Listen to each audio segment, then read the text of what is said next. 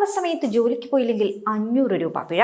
ഇത് ഒഴിവാക്കുവാൻ വേണ്ടി മഹാരാഷ്ട്രയിലെ ബീഡിൽ കരിമ്പ് പാടത്ത് ജോലി ചെയ്യുന്ന പട്ടിണിപ്പാവങ്ങളായ 843 സ്ത്രീ തൊഴിലാളികൾ വയലിലേക്ക് പോകുന്നതിന് മുൻപ് ഗർഭപാത്രം നീക്കം ചെയ്യൽ ശസ്ത്രക്രിയയ്ക്ക് വിധേയരായ ഞെട്ടിപ്പിക്കുന്ന വാർത്തയാണ് ഈ കഴിഞ്ഞ ദിവസം പുറത്തുവന്നത്.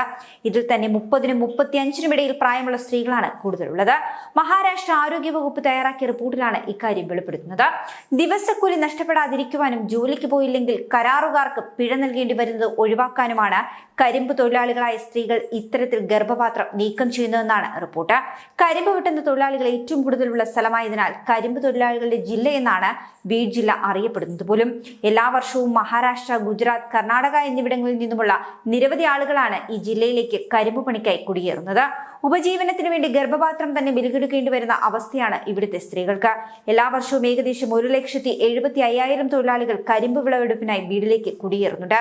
ഇതിൽ തന്നെ 78,000-ഓളം പേരും സ്ത്രീകളാണ്.